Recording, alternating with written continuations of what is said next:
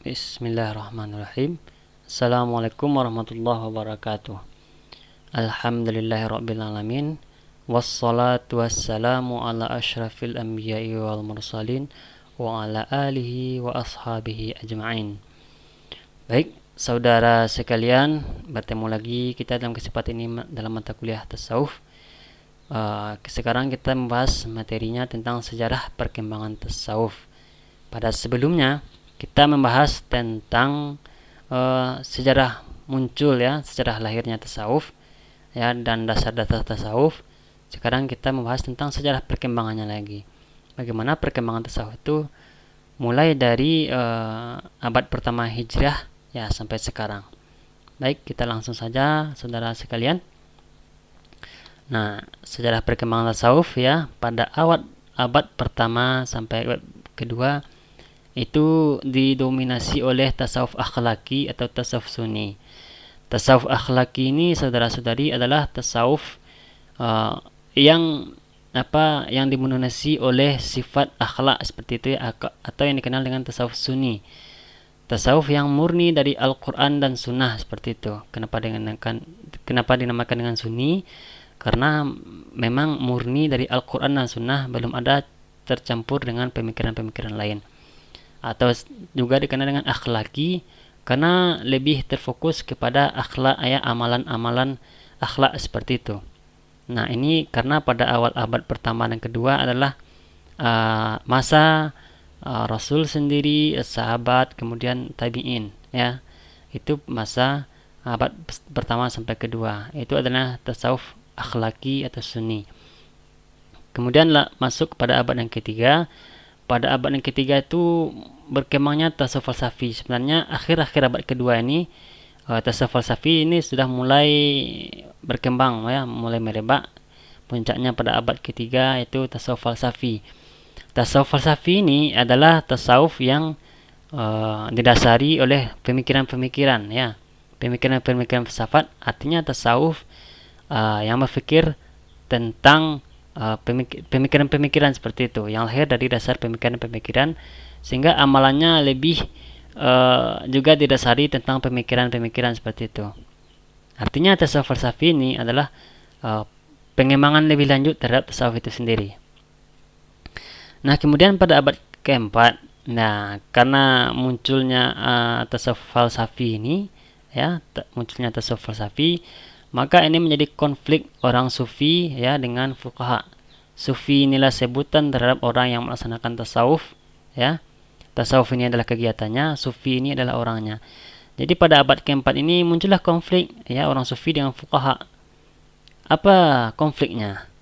Ya, orang sufi mengatakan as-salatu lidzikri ya, itu kan firman Allah, as-salatu lidzikri, salatlah untuk mengingatku. Pemahaman orang sufi ya, pemahaman orang sufi pada masa ini yang sangat disayangkan, pemahaman sufi ini salah tentang pemahamannya, bahwa mereka mengatakan salat itu ketika kita berzikir artinya kita sudah salat ya. Kan mereka memahami as-salatu lidzikri. Nah, karena didasari oleh falsafi, orang filsafat mengatakan salat itu adalah hakikatnya berzikir ya. Hakikat salat itu adalah berzikir, maka kata orang sufi yang falsafi ya, mereka mengatakan ketika kita sudah berzikir berarti kita sudah salat. Nah, ini sangat bertentangan sekali dengan orang fuqaha. Orang fuqaha ini adalah ahli-ahli fikih ya. Yang mana kalau salat kata orang fikih ini harus diawali oleh takbir seperti itu kan, dan diakhiri dengan salam, berikut dengan rukun-rukunnya yang 13 dan syarat-syaratnya. Ada syarat sah dan ada syarat wajib ya. Itu oleh orang fuqaha harus berdasarkan teknis seperti itu. Nah, ini akan menjadi pertentangan. Sedangkan orang sufi mengatakan ketika kita sudah berzikir ya, kita menyebut subhanallah atau Allahu akbar seperti itu, berarti kita sudah salat, kata orang sufi. Sedangkan orang fuqaha itu tidak. Maka ini menjadi konflik, pertentangan ya. Pertentangan pada masa ini. Nah, ini menjadi pertentangan. Nah, kemudian pada abad kelima. Nah, pada abad kelima ini munculnya Imam Al-Ghazali ya. Imam Al-Ghazali mendamaikan kedua unsur ini, kedua orang ini. Nah, mendamaikan orang sufi dengan orang fuqaha. Nah, karena Imam Al-Ghazali kembali memurnikan kembali tasawuf itu seperti apa. Memurnikan kembali, meluruskan orang sufi ini ya. Meluruskan kesalahpahaman yang terjadi orang sufi dengan orang fuqaha. Maka kata Imam Al-Ghazali, nah, orang yang bertasawuf tidak berfikih, maka dia menjadi cacat. Ya, orang bertasawuf ya tidak memakai fikih, maka dia akan cacat. Karena ibadahnya tidak akan sah seperti itu. Seperti orang sufi mengatakan sholat itu zikir saja, maka tidak sah seperti itu. Nah, dan juga kebalikannya kata Al-Ghazali, orang yang berfikih, orang fuqaha, nah, apabila tidak memakai sufi, tidak bertasawuf, maka itu akan menjadi cacat juga. Karena kenapa? Karena dalam salat ya, orang fuqaha ini hanya membahas tentang rukun dan syarat saja tentang salat. Nah, sedangkan sufi, orang ahli-ahli tasawuf, dia berbicara tentang khusyuk seperti itu. Maka ketika kita melakukan misalnya kita sudah berwudu ya, sudah melakukan rukun salat dengan syaratnya penuh seperti itu. Nah, kemudian ditambah dengan kekhusyukan, ya itu yang dibahas oleh orang sufi. Ya, maka salat kita itu menjadi sangat sempurna seperti itu. Makanya kata Al-Ghazali, tasawuf apabila tidak diiringi dengan fikih, maka dia akan menjadi sesat ya. Apabila orang fikih ya tidak dibarengi juga dengan tasawuf, maka dia akan cacat. Ya, ibadah kita itu akan cacat. Ya, memang secara syarat, misalnya syarat rukun seperti itu, salat kita sempurna. Salat kita itu sah. Ya, memang orang fikih ini tidak ada berbicara tentang khusyuk. Siapa yang bicara khusyuk adalah orang-orang tasawuf atau sufi. Nah, maka Imam Al-Ghazali kembali meluruskan tasawuf itu seperti apa, mengembalikan kepada titahnya, yaitu kepada Al-Quran dan Sunnah. Kemudian juga dibumbui dengan pemikiran-pemikiran filsafat seperti itu. Ya, artinya Imam Al-Ghazali meluruskan pertentangan orang-orang sufi yang filsafat ya dengan orang-orang fuqaha. Nah, kemudian pada abad ke-6 berkembangnya tasawuf ini dengan baik. Ya, tasawuf falsafi ini berkembang dengan subur. Tasawuf akhlaki atau sunni ini juga berkembang dengan baik seperti itu pada abad ke-6. Nah, orang-orang filsafat dan orang-orang tasawuf akhlak ini selaras, mereka tidak ada pertentangan lagi. Kemudian pada abad ke-7 dan abad ke-8 ini menurunnya lagi gairah tasawuf seperti itu. Karena kembali lagi terjadi pertentangan antara orang sufi dan fuqaha. Kemudian antar golongan dari sufi sendiri, karena sufi ini banyak juga macamnya. Nah, kemudian pada abad ke-7 yang ke-8 ini menurunnya gairah atau semangat dari tasawuf.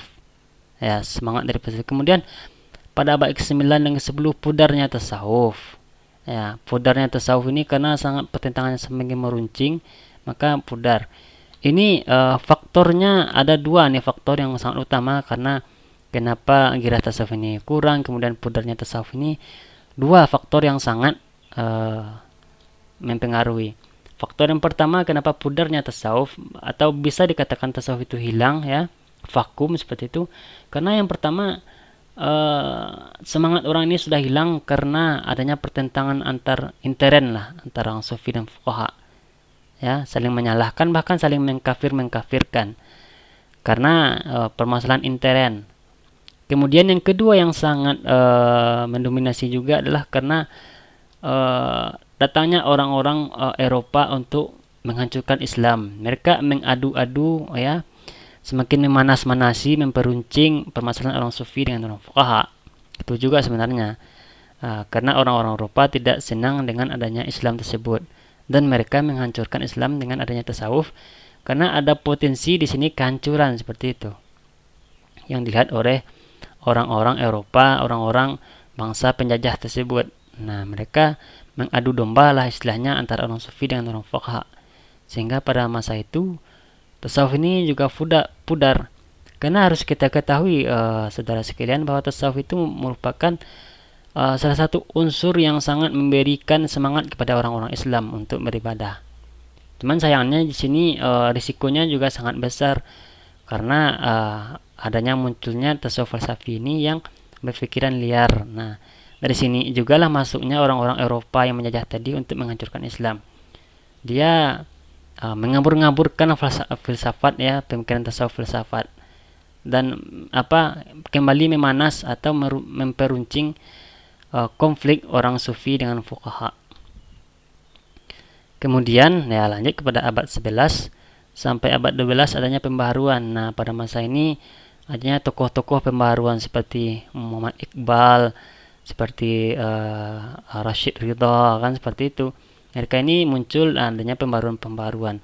Artinya pada masa ini, pada abad 11-12 ini kembali tasawuf itu merangkak kembali ya, mulai bangkit kembali seperti itu. Nah, kemudian pada abad ke-13-14 itu masuk kepada tasawuf modern. Nah, artinya tasawuf pada masa abad modern ini sudah menjadi kebiasaan seperti itu, tasawuf ya. Terbukti dengan adanya seperti orang-orang tarikat, sudah banyak tarikat di sini seperti itu. Kemudian masa-masa sekarang, masa-masa kontemporer. Nah, masa-masa kontemporer ini contohnya seperti ceramah-ceramah virtual biasanya kan, atau quote-quote pesan-pesan Islami. Itu adalah tasawuf secara kontemporer.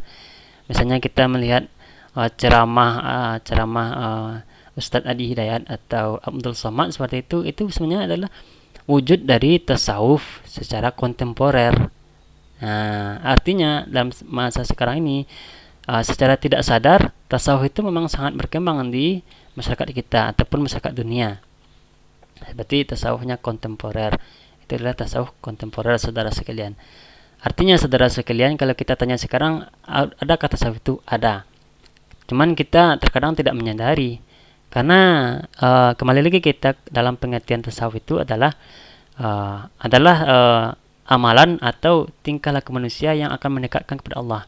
Jadi apapun itu amalan atau sikap manusia yang akan mendekatkan kepada Allah itu namanya tasawuf. Nah, sekarang banyak yang kita lihat kalau seperti itu. Atau ada namanya majelis taklim, itu adalah tasawuf ya pada masa kontemporer. Majelis-majelis itulah seperti itu ya. Itu namanya tasawuf. Nah, jadi karena sekarang adalah masa zaman kontemporer, maka tasawuf juga seperti itu. Masuk kepada media-media televisi, masuk kepada Facebook dan segala macam. Nah, jadi tasawuf itu juga ada masa saat sekarang ini. Nah, itulah saudara-saudari tentang sejarah perkembangan tasawuf. Nah, tidak dipungkiri juga bahwa tasawuf itu juga ada pasang surutnya. Ya, juga ada pasang surutnya. Nah, alhamdulillah pada masa sekarang tasawuf itu ternyata kalau kita ingin teliti bahwa tasawuf itu sekarang ini sangat eksis sekali. Karena pada masa kontemporer itu manusia itu banyak yang jenuh. Jenuhnya kenapa? Karena sibuk dengan bisnis, sibuk dengan karir segala macam, sehingga ada orang yang mungkin berputus asa karena kesibukannya. Nah, itulah perannya tasawuf. Ketika tasawuf itu merasuk ke diri seseorang, maka seseorang itu akan lebih bersemangat ya tentang pekerjaannya seperti itu. Maka akan lebih memaknai pekerjaannya seperti apa. Nah, itulah tentang tasawuf, saudara-saudari, tentang sejarah perkembangan. Baik saudara-saudari, itu materi kita pada kesempatan kali ini tentang perkembangan tasawuf. Baik saudara-saudari, wabillahi taufik. Assalamualaikum warahmatullahi wabarakatuh.